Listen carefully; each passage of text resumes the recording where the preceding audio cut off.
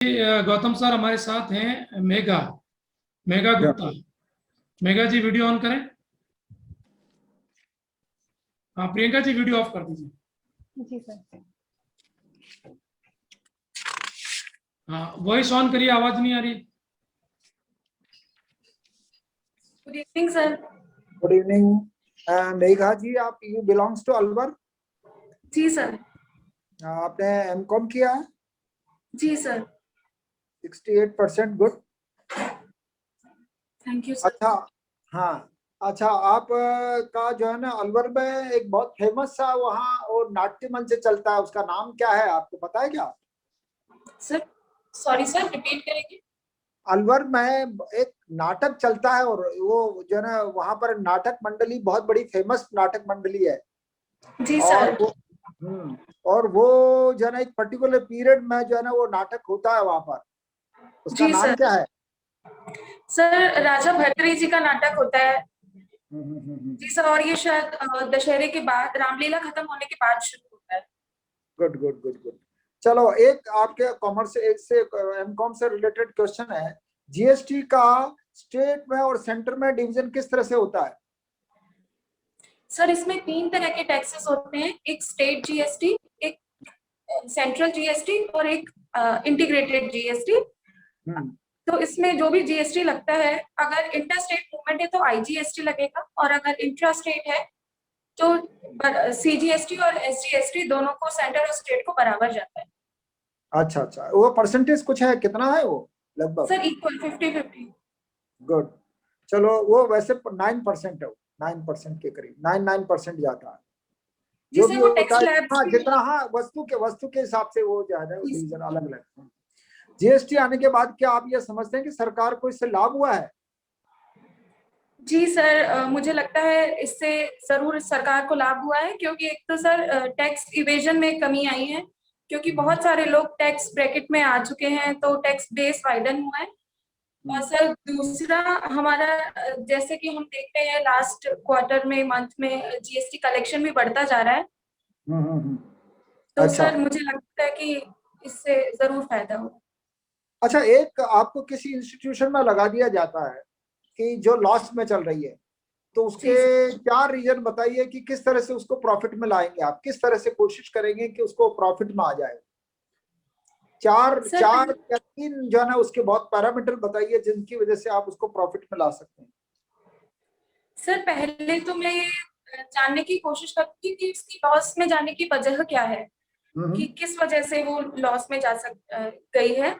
और सर अगर वो रीजन पता चलने के बाद, एक तो उस पैरामीटर पे काम किया जाएगा, उसका रेवेन्यू बढ़ाने की कोशिश की जाएगी ताकि सेल बढ़े कंपनी की, उसके एक्सपेंसेस कट करने की थोड़ी सी कोशिश की जाएगी, जो अननेसेसरी या जो एक्स्ट्रा एक्सपेंसेस है उन पे कट लगाया जाएगा। और सर एक्चुअली मैं एक उदाहरण दे रहा हूँ आपको। गंगानगर में जो है वो उसकी जो है ना वो कॉटन मिल है, भारत सरकार, राजस्थान सरकार की जी कॉटन मिल सर। है, और वो लॉस में है और उसका जी प्रोडक्शन बंद हो गया है। तो व्हाट विल यू डू? आपको वहां का सीईओ लगा दिया जाता है, तो आप उसको प्रॉफिट में कैसे लाएंगे, कैसे चालू करेंगे, कैसे प्रॉफिट में लाएंगे आप?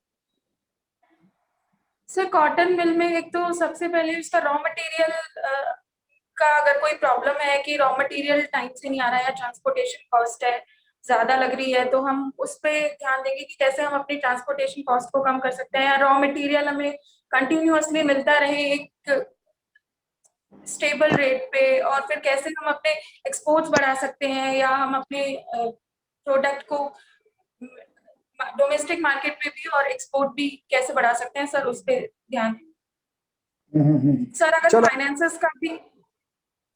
चलिए चलिए, मैं आपको रिव्यू करते समय फिर इसको थोड़ा डिटेल में बताऊंगा आपको। भारत में इनकम टैक्स की शुरुआत कब हुई थी? सर भारत में ब्रिटिश टाइम से बोल रहे हैं सर? हाँ हाँ, ब्रिटिश पीरियड की बात कर रहा हूँ मैं। सर प्रेजेंट मॉडर्न इंडिया में तो अभी हम इनकम टैक्स एक्ट 1961 के थ्रू टैक्स नहीं लगाते नहीं हैं। नहीं, ब्रिटिश पीरियड की सबसे पहले शुरुआत पूछ रहा हूँ मैं, शुरुआत कब हुई थी? सर शुरुआत तो पहले ब्रिटिश आए थे तो उनको, मुगल्स को टैक्स देना पड़ता था, दस्तक नहीं नहीं, जैसा। एक्चुअली क्या है, बीच में इंटरप्ट करूंगा आपको। मेघा जी, जी आप ऐसा जो चीज आपको याद नहीं है ना, तो उसके लिए आप सॉरी यूं कह दीजिए कि सॉरी मुझे पता नहीं है सर, मैं रिकॉल नहीं कर पा रही हूँ ना। जी चलिए सर। एक बात बताइए, ये विनिमय पत्र क्या होता है, बिल ऑफ एक्सचेंज क्या होता है? सर ये एक ट्रेड का इंस्ट्रूमेंट, नेगोशिएबल इंस्ट्रूमेंट है, जिसमें अगर बिल ऑफ एक्सचेंज, इसमें दो आते हैं, bills receivable and bills payable. इसमें अगर हम किसी पार्टी अगर फॉरेन पेमेंट नहीं करना चाहती, तो वो एक बिल पे एक नोट लिख के दे देती है कि हम इस डेट पे इतना इतना पेमेंट करेंगे। सर उसको बिल्स ऑफ एक्सचेंज बोलते हैं, जो फर्दर ट्रेड भी हो सकता है। अच्छा अच्छा। अच्छा, डिसइन्वेस्टमेंट को आप क्या समझते हैं, ये किस तरह से जो है ना डिसइन्वेस्टमेंट होता है? सर डिसइन्वेस्टमेंट का मतलब है कि सरकार अपनी हिस्सेदारियां बेचना, गवर्नमेंट कंपनीज में से, प्राइवेट पब्लिक सेक्टर अंडरटेकिंग्स में से जब गवर्नमेंट अपना हिस्सा बेचती है, तो उसे डिसइन्वेस्टमेंट कहते हैं। सर ये कई तरह के होते हैं।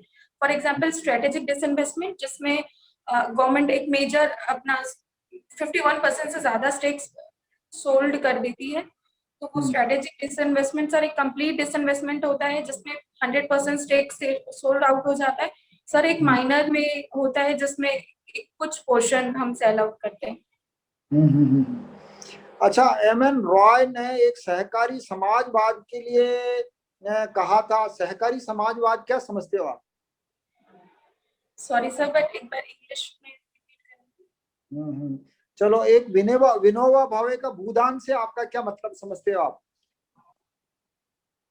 सर ये उन्होंने, सॉरी सर, अभी मैं एक्चुअल पूरा रिकॉल नहीं कर पा रही।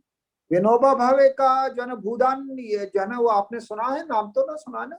जी सर सुना है, उन्होंने सबसे लैंड डोनेट करने के लिए बोला था, सो कि तब चलिए, ताकि सबको बराबर लैंड। अच्छा, क्या एक बात, एक क्वेश्चन है और जो है, एक जनरल टाइप का क्वेश्चन है कि शेयर मार्केट में आम लोग जो है ना, शेयर मार्केट बढ़ रहा है मान लीजिए, और काफी अच्छा जो है ना वो जो है ना रेज कर रहा है, बढ़ रहा है रोजाना, तो क्या उसका आम लोगों पर कोई इम्पैक्ट आता है उसका कुछ? सर आप लोग मतलब? आम लोग जनता के ऊपर कोई उसमें अच्छा, गरीब आम है लोग। क्या? हाँ। जी सर, जी सर जरूर आता है, क्योंकि उससे लिक्विडिटी, अगर शेयर मार्केट बढ़ता है तो उससे इन्वेस्टमेंट ज्यादा लोग करना चाहते हैं, उसमें इन्वेस्ट करना चाहते हैं, जिस वजह से लिक्विडिटी का भी थोड़ा मिसमैनेजमेंट हो जाता है, लिक्विडिटी ज्यादा आती है। और सर इंटरेस्ट रेट अगर हाई चल रहे हैं तो उससे भी लिंक रहता है, इंटरेस्ट रेट का भी सर, शेयर मार्केट से। इसको आप थोड़ा सा देखना, इसको भी, इस जवाब को। जी सर। क्या बड़ी कंपनियों में छोटी कंपनियां देश को निगल रही है, मतलब उस छोटी कंपनियां, बड़ी कंपनियां छोटी कंपनी को क्या निगल रही है हमारे देश में?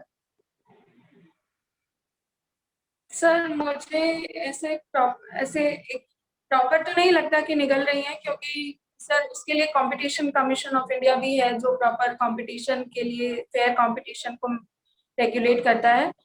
बट सर बड़ी कंपनीज के आने से छोटी कंपनी को नुकसान जरूर होता है, क्योंकि बड़ी कंपनीज के पास फंड्स ज्यादा होते हैं, तो वो अपने उनकी रीच ज्यादा हो सकती है, और वो ज्यादा डिस्काउंट्स वगैरह ऑफर करके लोगों को ज्यादा कस्टमर बेस अपना बढ़ा सकते हैं।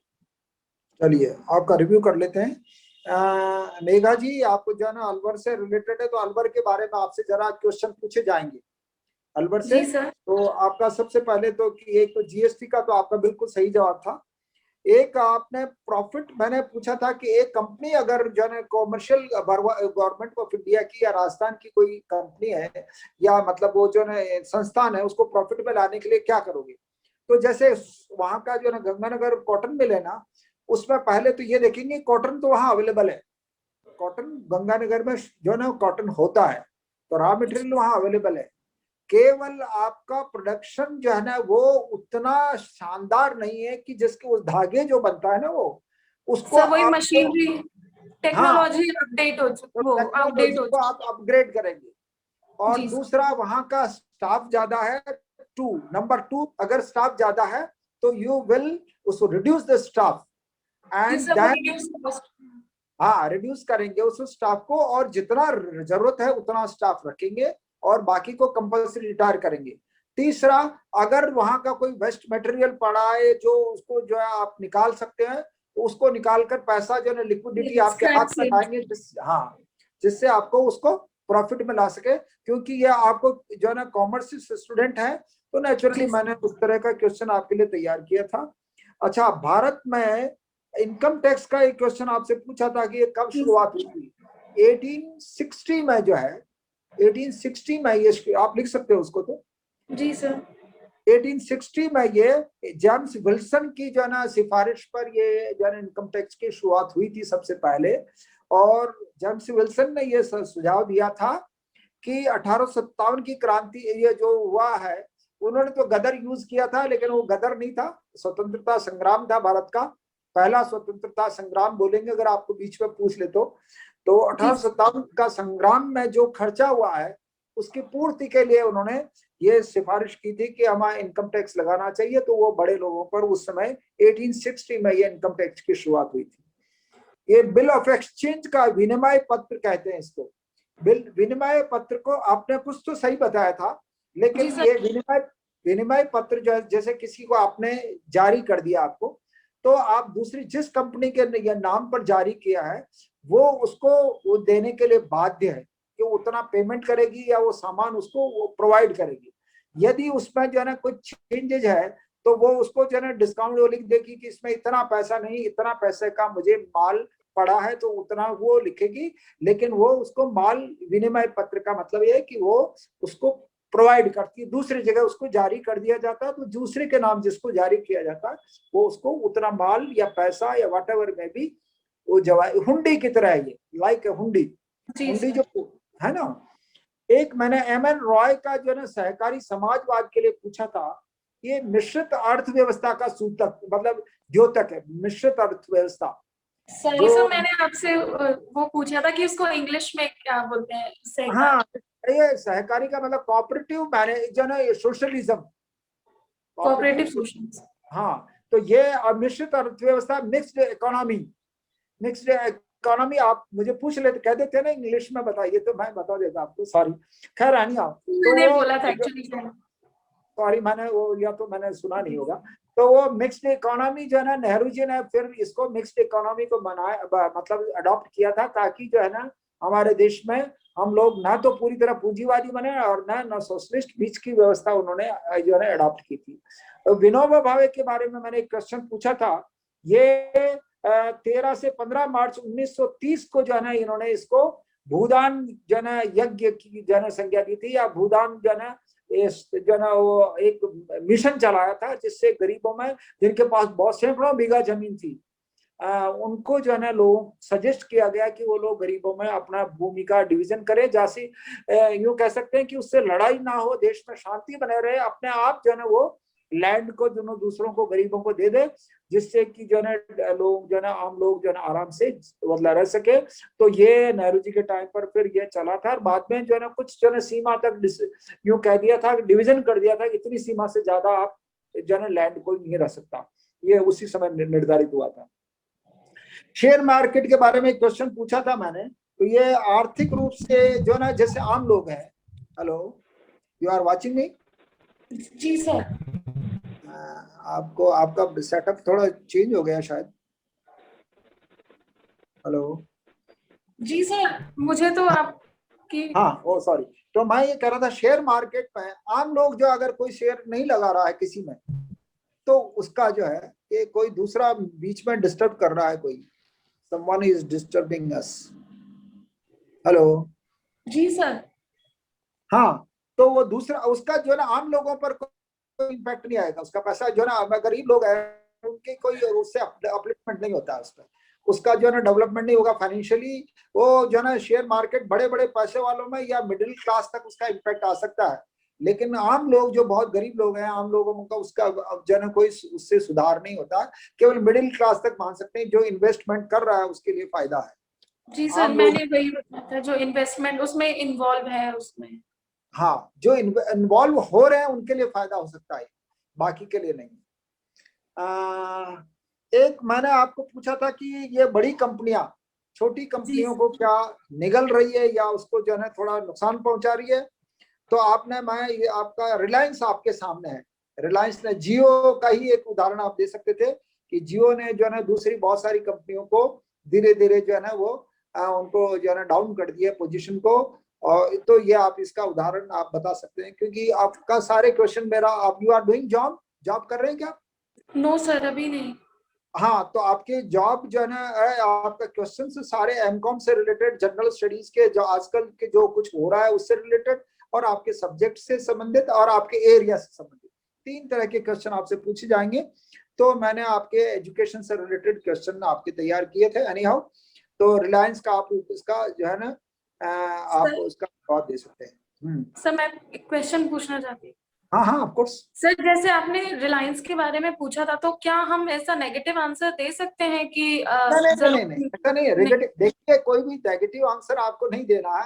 जी आपको सर, मैं सलीके से वही उस बात को, आपको प्रोडक्शन, हाँ ऐसा पॉसिबल हो सकता है इस तरह से कि संभव है कि बड़ी कंपनियां जो है ना छोटी कंपनियों को प्रभाव डालती है, फाइनेंशियली इम्पैक्ट डालती है, ये आप उस तरह से कहिए कि इन इम्पैक्ट कभी कभी बढ़ता है, जिससे कि छोटी कंपनियों का जो है ना उसमें हानि हो सकती है, नुकसान हो सकता है। जो है ना नेगेटिव तो है, तो नेगेटिव तो कभी बोलना ही नहीं, और सरकार की कभी बुराई नहीं करनी, सरकार के साथ आप हैं। तो अगर सरकार का कोई भी ऐसे क्वेश्चन पूछा जाए कि आप ये इस तरह जो है ना आपने जूही चावला के खिलाफ या किसी के खिलाफ अगर जो है गवर्नमेंट जो है ना उसने कोर्ट ने अगर डिसीजन दिया है, तो आप कहेंगे कि कोर्ट का डिसीजन सही है, ये उसका राइट जो है ना। तो कोई भी गवर्नमेंट ने कोई डिसीजन लिया है कि ऐसा करना चाहिए तो गवर्नमेंट सही है, यही आपको कहना है, क्योंकि आप गवर्नमेंट के पार्ट बनने जा रहे हो। तो यू हैव टू से दिस थिंग कि ये आप ये गवर्नमेंट इज डूइंग वेल या राइट कर रही है। तो मेघा जी, आपका जो है ना as a whole you are doing good. I wish for the best, wish you best of luck. और आपका जो है ना ड्रेसिंग वेसिंग भी आपका अच्छा है, और आप अच्छी और तैयारी कीजिए। I wish for the best. Thank you sir.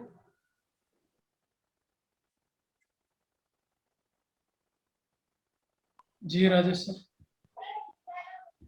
जी मेघा जी, सुन पा रहे हो?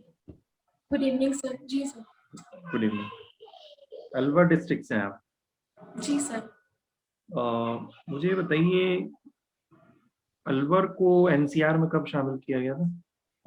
सर 2004 में। अच्छा, कितने डिस्ट्रिक्ट्स हैं राजस्थान से एनसीआर में? सर अभी तो 2 हैं, अलवर और भरतपुर। अच्छा, भरतपुर का बताइए कब ऐड किया था उसको? सॉरी सर, मुझे अभी चलिए कोई बात नहीं। अभी कुछ रूमर्स आ रही है कि दिल्ली को फुल स्टेट पूर्ण एक राज्य का दर्जा दिया जाएगा, क्या देना चाहिए? Sorry sir. दिल्ली है, दिल्ली दिल्ली दिल्ली को पूर्ण राज्य का दर्जा देने की बात अभी कहीं सुनने में आ रही थी।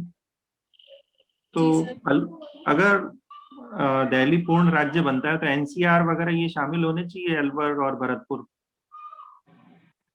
दिल्ली में। सर अगर पूर्ण राज्य बनता है तो मुझे लगता है कि फिर तो उसको दिल्ली के साथ ही शामिल करना चाहिए, क्योंकि दिल्ली का भार कम करने के लिए ही नेशनल कैपिटल रीजन बनाया गया था, ताकि दिल्ली के ऊपर जो पॉपुलेशन का बर्डन ज्यादा है, या थोड़ा कैपिटल सिटी होने के नाते उस पर जो ज्यादा बर्डन है उसको थोड़ा सा कम किया जाए, तभी एनसीआर की कॉन्सेप्ट आया था। तो सर अगर अलग से राज्य बनता है तो फिर उसके साथ नेशनल कैपिटल रीजन को भी मुझे लगता है कि उसी के साथ मर्ज करना चाहिए। अच्छा, अलवर के जो मेन इंडस्ट्रियल एरियाज हैं उनके नाम बताएंगे?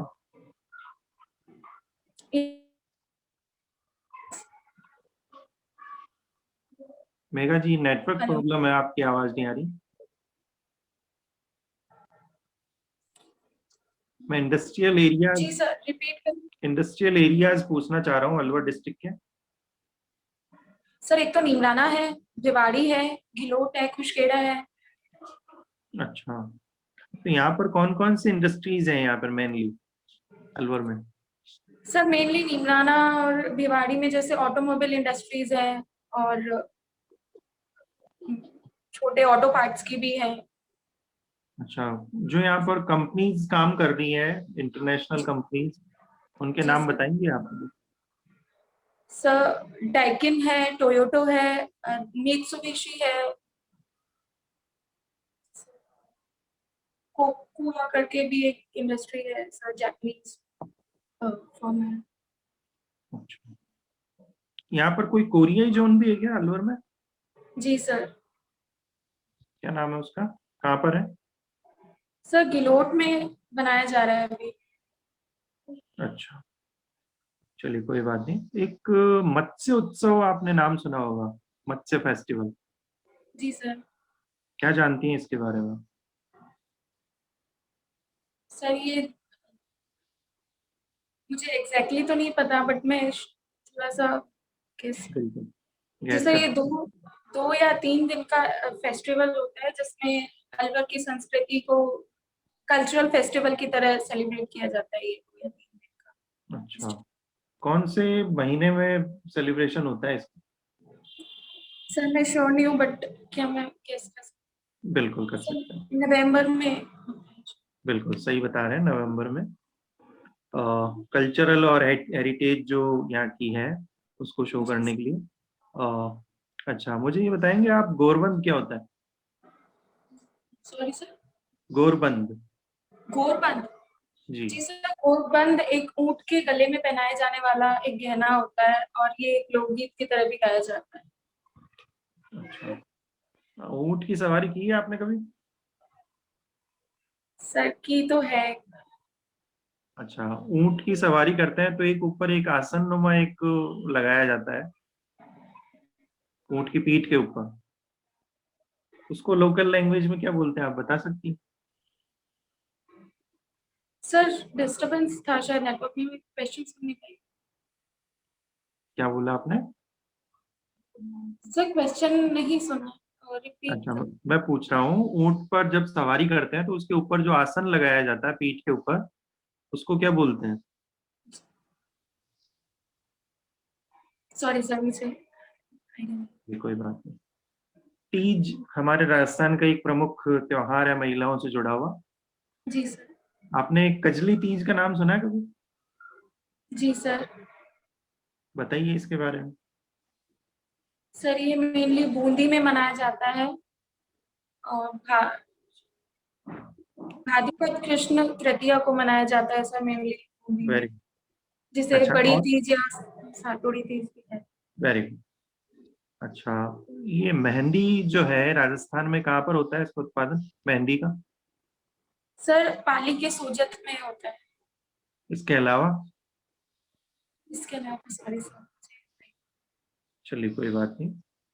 मुझे ये बताइए, एक मैं आपको लाइन बोलूंगा राजस्थान के लोकल जो साहित्य है यहाँ का, उसको पूरा करना है आपको लाइन को। मायड़ एड़ा पूत जन जेड़ा, आगे आपको बताना है। सॉरी सर, मैं अभी रिकॉल नहीं कर पा रही हूँ, मैंने सुना तो मैं याद। अच्छा, चलिए, आप राजस्थान जो साहित्य है उसको एक बार, जो हमारी बुक्स रही है आपकी RS प्री या मेन सी, उनमें एक बार देखें इसको।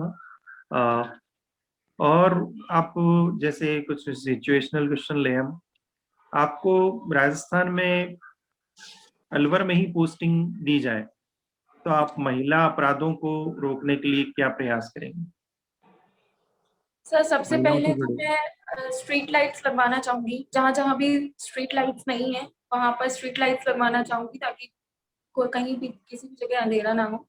सर दूसरा, मैं जैसे जयपुर में निर्भया स्क्वाड जैसा इनिशिएटिव मैं स्टार्ट करना चाहूंगी, ताकि ईव टीजिंग की घटनाएं कम हो। और सर सीसीटीवी कैमरा लगवाना चाहूंगी, जहां पर भी सीसीटीवी कैमरे की कवरेज नहीं है वहां पर सीसीटीवी कैमरे लगने चाहिए।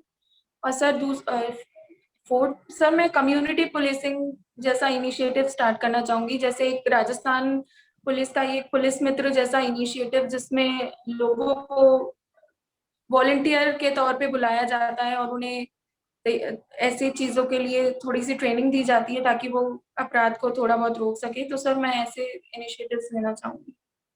चलिए एक लास्ट क्वेश्चन और, राजस्थान में अलवर में ही महिला अपराध सबसे ज्यादा बढ़ रहे हैं, ऐसी कुछ रिपोर्ट्स आई, कुछ डेटा सामने आते हैं, क्या कारण मानती हैं आप इसके पीछे? सर अलवर में पढ़ रहे हैं सर। मुझे लगता है कि उसका मेन कारण है कि अलवर का हरियाणा से बॉर्डर लगता है, तो क्राइम करने के बाद बॉर्डर चेंज करके चले जाना एक कॉमन फिनोमेना है, क्योंकि पुलिस एक स्टेट सब्जेक्ट होता है, तो हर स्टेट के बाउंड्री के बाद लॉज चेंज हो जाते हैं। और सर दूसरा एक मेवात एरिया है जहाँ पे एजुकेशन कम है अलवर में, तो उसके हिसाब से वहाँ पर क्राइम रेट थोड़ी ज्यादा है। तो हम भरतपुर भी बोल सकते हैं। सर भरतपुर में भी सर क्राइम रेट तो नहीं, बट अलवर में ज्यादा क्यों है ये पूछ रहा था मैं। चलिए कोई बात नहीं, आप और ऐड करना चाहेंगे इसमें कुछ? सर एक इंडस्ट्रियलीज के आने से सर माइग्रेशन जो हुआ है उसकी अदर स्टेट से सर, उसकी वजह से भी क्राइम रेट बढ़ा है। वेरी गुड, चलिए रिव्यू कर लेते हैं। मत्स्य उत्सव का आपने बिल्कुल, मैंने हिंट दिया था तब, आपने नवंबर का बिल्कुल राइट आंसर दिया था आपने। कल्चर और हेरिटेज जो यहाँ की है उसको शो करने के लिए, और मत्स्य वर्ड कहाँ से आया, कैसे आया, इसके पीछे की आप स्टोरी पढ़ना एक बार। मत्स्य उत्सव कहाँ से स्टार्ट होता है, नेट पे आपको इसका आंसर मिल जाएगा। अलवर के जो मेन जो इंडस्ट्रियल एरियाज है उनके नाम आपने सही बताए। कोरियाई जोन गिलोट को बोला जाता है, बिल्कुल सही है आपका। और कौन सी इंडस्ट्रीज है, ऑटोमोबाइल इंडस्ट्री है, बिल्कुल सही बताया आपने। और मशीनरी जो है यहाँ की ऑटोमोबाइल से रिलेटेड जो छोटे मोटे इक्विपमेंट्स हैं वो भी बनने लगे हैं। इसके अलावा देखिए यहाँ पर जो कंपनियां हैं वो आपने सारे नाम जो मेन बड़ी कंपनियां हैं उनके नाम आपको बताने चाहिए थे। जैसे आपने मित्सुबिशी बताया, सेंट गोबेन और आई है यहाँ पर, जी सर। फ्रेंच। और एक लाफार्ज लाफार्ज सीमेंट कंपनी जो वर्ल्ड्स लार्जेस्ट कंपनी है, लाफार्ज, उसका भी जी प्लांट सर। है, आप ध्यान रखिएगा। एक जेट्रो, जेट्रो जो जापान की कंपनी का समूह है, वो जेट्रो यहाँ पर सबसे लार्ज अपन बोल सके तो जेट्रो का बहुत ज्यादा, ये क्वेश्चन भी आया था आरएस में पहले। इसके अलावा देखिए गोरबंदा का आपको आंसर पता था, लेकिन ये तो हम बुक्स में पढ़ते हैं, लेकिन सामान्य जो शब्दावली है लोकल लैंग्वेज में बोली जाती है, जैसे ऊंट के जो पीठ पर जो आसन लगाया जाता है उसको पिलाण बोलते हैं, पिलाण, बिलाड़। पिलाण, पिलाण। एक कजली तीज का आपका आंसर बिल्कुल राइट था। पूरा अच्छे से आपको पता है कब आती है, कहाँ पर मनाई जाती है। एक मेहंदी का आपको आंसर थोड़ा सा इसमें, गिलुंड, गिलुंड एक जगह है राजसमंद जिले में, वहां पर भी उत्पादन होता है मेहंदी का। एक मैं आपसे, ये राजस्थान की जो साहित्य है, मायड़ एड़ा पूत जन जेड़ा राणा प्रताप। सर ये हाँ, एक पर्सनालिटी का नाम मुझे वो याद नहीं आ रहा था। जी जी, तो दुर्सा आडा जी की ये रचना है। इसमें जो अकबर है, अकबर के सामने, सॉरी, महाराणा प्रताप के सामने अकबर को गौण स्थिति दी गई है कि भयभीत होता था अकबर इनसे, तो प्रशंसा की गई इस लाइन में। ये थोड़ा सा आपको इसकी जानकारी होनी चाहिए। इसके अलावा आपका जो अलवर में जो अपराध बढ़ने को लेकर है वो क्या समाधान है आपके पास, सॉल्यूशंस अच्छे हैं आपके पास, लेकिन रीजंस आपको थोड़ा और उसके डिफाइन करने पड़ेंगे, क्या रीजंस हैं। जैसे आपने लास्ट में ऐड किया कि यहाँ माइग्रेशन बढ़ा है, तो माइग्रेशन बढ़ा है तो लोगों के कारण यहाँ पर अपराध भी बढ़े हैं, और बॉर्डर तो एक फैक्टर है ही है, उसके साथ साथ यहाँ पर अशिक्षा या जो महिलाओं से जुड़ी हुई सोच है, रूढ़िवादी सोच, उसको भी आप ऐड कर सकती हैं इसमें। बाकी अच्छे थे आपके आंसर। कुछ लोकल जो आपको नॉलेज है राजस्थान का वो बढ़ाना पड़ेगा। बाकी आपका जो बायोडेटा है उसमें कॉमर्स बैकग्राउंड से है आप, प्लस सीबीएसई से है, तो इस रीजन से ज्यादा डिटेल में नहीं पूछा जाएगा। फिर भी आप अपने स्तर पर तैयार करें इसको। जो लोकल नॉलेज है, विशेष रूप से अलवर से रिलेटेड जो क्वेश्चंस हैं वो पूछे जा सकते हैं। क्या वहाँ पर आर्थिक स्थिति है, वहाँ पर जो इंडस्ट्रियल एरियाज हैं, या अभी जो दिल्ली मुंबई रेलवे कॉरिडोर होगा उससे रिलेटेड क्वेश्चंस हो सकते हैं आपके, उससे क्या फायदा मिलेगा अलवर को, ठीक है। तो इस प्रकार के कुछ और ऐड करें अपने नॉलेज में। बाकी अच्छा है आपका, आप कॉन्फिडेंस अच्छा है, बोलने का तरीका, धैर्य है आप में। शुभकामनाएं। Thank you sir.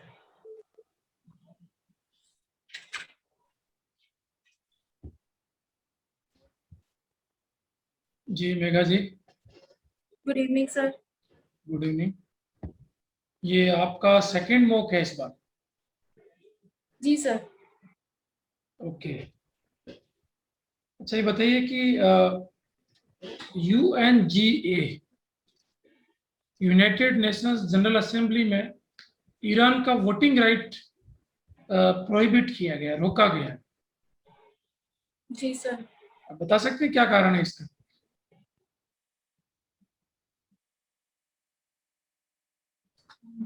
Sorry sir, मैं एग्जैक्ट रीजन अभी रिकॉल नहीं कर पा रही।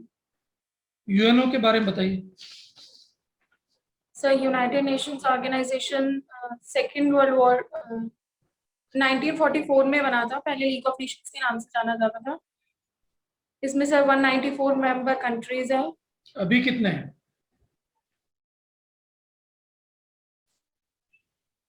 सॉरी सर, एग्जैक्ट नंबर 193 है अभी। ठीक है, अभी UNGA के चेयरमैन किसको बनाया गया, अध्यक्ष, प्रेसिडेंट किसको बनाया गया? सर मालदीव्स के हैं वो, एग्जैक्ट नाम याद, सॉरी सर। ओके, वो अब्दुल्ला साहिद है मालदीव के। जी सर। अच्छा बताएं, भारत ने किसको सपोर्ट किया है इसमें? और भी अध्यक्ष पद के लिए और भी लोग थे। जी सर, अफगानिस्तान ने भी अपनी दावेदारी पेश की थी, लेकिन भारत ने राइट मालदीव्स राइट, को हाँ। सपोर्ट किया। भारत ने किसको सपोर्ट किया है? मालदीव्स को कारण? सर क्योंकि मालदीव्स को सपोर्ट करने का आश्वासन भारत ने बहुत पहले से दे रखा था, पर अफगानिस्तान ने अपनी दावेदारी बहुत लेट जाके पेश की, तो भारत अपने शब्दों से बैकआउट नहीं कर सकता था, इसलिए हमने मालदीव्स को ही राइट समर्थन आंसर। अच्छा ये बताएं कि इकोसॉक में भारत कब मेंबर बना? सॉरी सर, इकोसॉक जो है, इकोसॉक इकोनॉमिक एंड सोशल काउंसिल, जी सर। इसका मेंबर भारत कब बना? सॉरी सर, मैं एग्जैक्ट क्लियर। अच्छा, यूएनओ के प्रिंसिपल ऑर्गन्स कौन से हैं? Sir United Nation Security Council, United Nation General Council, इकोसॉक, ट्रस्टीशिप काउंसिल जो शायद अब अबॉलिश हो गई है, और सर एक सेक्रेटरीट है यूनाइटेड नेशन। हाँ, चलो आप इसको याद कर लेना इसके, क्योंकि अभी चर्चा में रहेंगे यूएनओ। जी सर। ठीक है। अच्छा ये बताएं कि ट्विटर और फेसबुक और इनको लेकर भारत सरकार के साथ काफी विवाद की स्थिति रही है, काफी टाइम रही है, क्या रीजन था उसका? सर वो जो भारत सरकार ने नई गाइडलाइंस लेके आई है, उसके वजह से इसमें दोनों में प्रॉब्लम ज्यादा शुरू हो गई है। क्या क्या रूल्स थे वो, क्या लाइंस थी? सर गाइडलाइंस के अकॉर्डिंग उन्हें इंडिया में एक chief compliance officer, chief nodal officer और chief grievance redressal officer appoint करना पड़ेगा, और डेटा उनका लोकल डेटाबेस इंडिया में बनाना पड़ेगा, जिसकी वजह से उन्हें कॉस्ट, जिसकी वजह से जो कंपनीज नहीं मान रही है, क्योंकि उनका कहना है कि और राइट टू प्राइवेसी का भी इशू है। अगर डेटा इंडियन गवर्नमेंट के पास जाएगा तो राइट टू प्राइवेसी का वायलेशन नहीं हो रहा है? सर वो राइट, जैसे कि एक फंडामेंटल राइट इसे माना गया है, लेकिन फंडामेंटल राइट सर एब्सोल्यूट नहीं होते। गवर्नमेंट पब्लिक इंटरेस्ट में कोई भी राइट को वायलेट रीजनेबल एक्सटेंट तक कर सकती है। Right answer. अच्छा ये बताइए, वेंकैया नायडू और ट्विटर को लेकर एक विवाद की स्थिति बनी थी। जी सर। एक ब्लू टिक था, ब्लू टिक को उन्होंने, हाँ बताएं। जी सर, ट्विटर ने वेंकैया नायडू के ट्विटर अकाउंट से ब्लू टिक हटा दिया था, जिसके बाद से भारत सरकार ने अपना विरोध जताया, तो वो वापस रीइंस्टॉल। क्या होता है ब्लू टिक, क्या क्यों होता है? सर ब्लू टिक इनका वेरिफिकेशन का प्रोसेस है कि ये अकाउंट ऑफिशियल है और वेरीफाइड है, तो उसी को ही ट्विटर या कोई भी सोशल हैंडल अपना ब्लू टिक देता है कि ये अकाउंट वेरीफाइड है, फेक नहीं है या पायरेटेड नहीं है। Very good. अच्छा बताएं कि ये सी नॉट की घटना हुई है, सी नॉट। हाँ, सॉरी सर। ओके। अच्छा P75 क्या है? P75 project 75। सर ये एक नेवी से राइट आंसर। हाँ, नेवी से रिलेटेड प्रोजेक्ट है, बट एग्जैक्ट सर मुझे सबमरीन्स। आप उत्तर के बिल्कुल आसपास हो, ठीक है। चलिए, मेरा लास्ट क्वेश्चन है कि ये मॉडल पंचायत नागरिक charter, sorry sir. Model panchayat नागरिक चार्टर, जी सर। ये अभी जारी हुआ है, इसके बारे में कुछ बता पाएंगे? सॉरी सर, मैंने इसके बारे में अभी सिटीजन चार्टर क्या होता है? सर, सिटीजन चार्टर एक तरह का जिसमें हम अपने जो सर्विस एक ऑर्गेनाइजेशन दे रही है, वो अपना चार्टर में ये शो करती है कि वो सिटीजन्स को जो सर्विसेज दे रही है वो कैसी सर्विसेज होंगी, कितने टाइम में कंप्लीट हो जाएंगी, और अगर नहीं दी तो उसके लिए क्या क्या प्रोविजंस है। Right answer. चलिए रिव्यू कर लेते हैं। ईरान को वोटिंग राइट इसलिए नहीं दिया जा रहा है क्योंकि वो जो उसका कंट्रीब्यूशन है यूएनओ में, जो उसको जो हर साल देना होता है, उसको वो नहीं दे पा रहा पिछले 2 साल से। तो यूएन कंट्रीब्यूशन नहीं पे कर पा रहा, इस वजह से उसका वोटिंग राइट, ऐसा रूल है, आर्टिकल 19 है यूएनओ चार्टर का, यूएन चार्टर का, उसमें ये रूल है। तो इसके कारण ईरान को वोटिंग राइट से हटा दिया गया है। वेंकैया नायडू वाला उत्तर आपका अच्छा था। यूएनओ में आप उसके जो प्रिंसिपल ऑर्गन्स हैं उनको याद करें।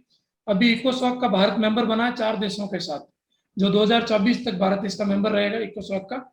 तो इसकी डिटेल आप देखें, 54 मेंबर्स हैं इसके, 54 कंट्रीज इसके मेंबर हैं इकोसॉक के। और प्रोजेक्ट 75 है, ये पनडुब्बियां बनाई जाएगी, 6 पनडुब्बी बनाएगा जो नेवी को दी जाएगी ये। तो अभी इसको जो डिफेंस विभाग है इसके द्वारा इसको स्वीकृति दी गई है। सी नॉट एक जो मारमरा सी है, मारमरा सागर तुर्की में, उस पर काई जम गई, एल्गी ग्रीन आ गया, पूरा ग्रीनरी हो गया। तो वो उसके कारण उसके जो मारमरा सी में नीचे जो पेड़ पौधे हैं और जो मछलियां हैं वो मरने का खतरा है। तो इस वजह से इस घटना को काफी गंभीरता से लिया जा रहा है और तुर्की सरकार वहां से उसको नाइट्रोजन को कम करेगी और उस जो कचरा है उसको हटाएगी, उसके ऊपर से एल्गी को हटाएगी पूरा। और मॉडल पंचायत नागरिक चार्टर, तो सिटीजन चार्टर ये भी जो ये बताएगा कि पंचायतों के क्या क्या अधिकार है और पंचायतों के द्वारा नागरिकों को क्या क्या अधिकार दिए जा रहे हैं, इसके बारे में ये बताया जा रहा है। जी सर। बाकी ओवरऑल आपका अच्छा है, आपने काफी उत्तर बहुत अच्छे दिए हैं, जो तो ठीक है, कॉन्फिडेंस भी अच्छा लग रहा है। और कहीं कहीं थोड़ा जो अनुमान लगाते हैं तो एक बार उसके लिए अनुमति ले लिया करें कि क्या मैं अनुमान लगाऊं। बाकी ओवरऑल बढ़िया है, आप इसको आगे बढ़ाइए और बहुत अच्छा है। नेक्स्ट के लिए रेडी हो जाइए। नेक्स्ट मॉक कब है आपका? सर अभी शेड्यूल नहीं किया। ओके, सर इंटरव्यू कब है? 22 जून। 22 जून को इंटरव्यू आपका?